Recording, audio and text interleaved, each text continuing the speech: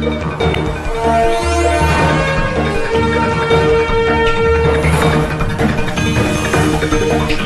परिसरातील घडामोडी पाहण्यासाठी पाहत रहा आमची मुंबई न्यूज। कहते हैं आखिर सच्चाई की जीत हुई है, सच्चाई की जीत हुई है, लोकशाही की जीत हुई है और ये मेरिट पे रिजल्ट दिया हुआ है।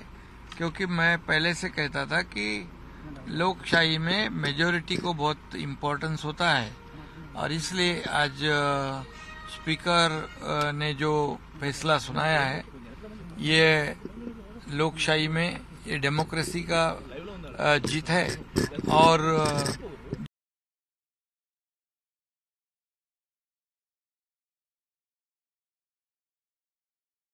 जो प्राइवेट लिमिटेड पार्टी की तरह चलाते हैं, घरानेशाही जो परिवारवाद और एकाधिकारशाही जो हुकुमशाही की हार है, एक बहुत बड़ा सबक है।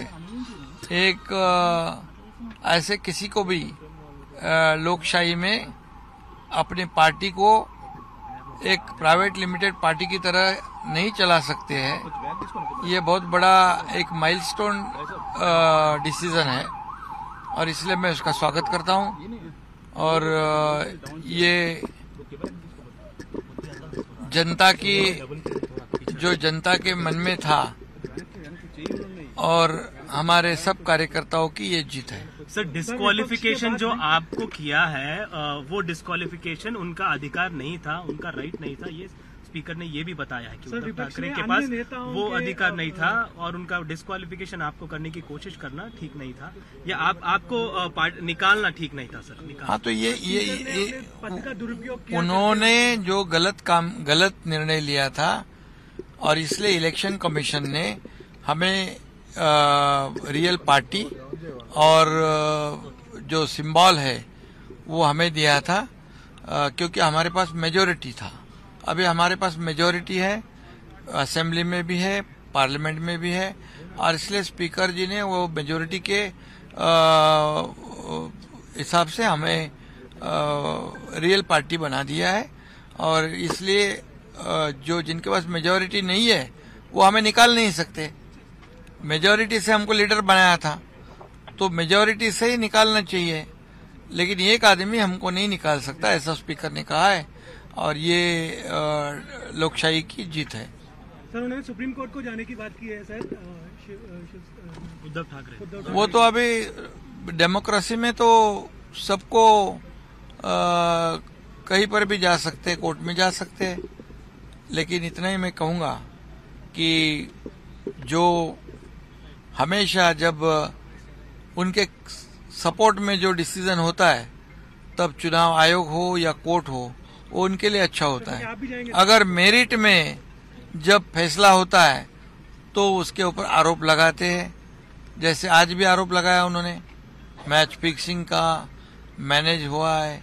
ये सब जो है ये हमेशा की आदत है उनकी और उन्होंने तो 2019 में ही डेमोक्रेसी के साथ खिलवाड़ की हुई है, लोकशाही के साथ खिलवाड़ की हुई है, क्योंकि अलायंस में चुनाव लड़ना और दूसरे पार्टी के साथ सरकार बनाना ये तो गलत था। और इसलिए इलेक्शन कमीशन ने भी हमारे हित में फैसला दिया है और स्पीकर ने भी हमारे हित में फैसला दिया है। सिर्फ हमारा व्हिप भी जो है उसको भी वैलिड ठहराया है और हमारे पार्टी शिवसेना को भी वैलिड किया हमारे साथ में, हमारे फेवर में। बट बिल्कुल लेकिन जो हमारे व्हिप भरत गोगावले, इन्होंने जो डिस्क्वालिफिकेशन का पिटीशन किया था उसको उन्होंने डिसमिस किया है। इसके खिलाफ में हम थोड़ा हमारे ऊपर अन्याय हुआ है और इसलिए हमारी जो लीगल टीम है उससे बातचीत करके हम आगे का निर्णय लेंगे। सर, एक और सवाल है सर, कांग्रेस ने राम मंदिर के इनॉग्रेशन में जाने से मना किया है, उन्होंने इस पर ऑफिशियल स्टेटमेंट भी दे दिया है सर कि वो। हाँ, ये तो बहुत दुर्भाग्यपूर्ण बात है क्योंकि राम मंदिर अयोध्या ये पूरे देश में एक बड़ा उत्साह है, जल्लोष है और पूरे राम भक्त, करोड़ों राम भक्त जो है वो बहुत आस्था से इस विषय को देखते हैं और नरेंद्र मोदी जी ने उसे पूरा कर दिया है। योगी जी ने उसे पूरा कर दिया है और इसलिए सभी ने उसमें सहयोग देना चाहिए था, लेकिन उन्होंने जाना मना किया है। और हमारे महाराष्ट्र के उबाठा के पार्टी के लीडर भी ऐसे लोगों के साथ में जुड़ के काम करते हैं, ये भी दुर्भाग्यपूर्ण बात है।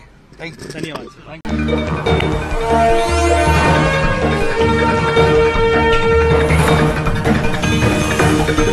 आपल्या परिसरातील घडामोडी पाहण्यासाठी पाहत रहा आमची मुंबई न्यूज।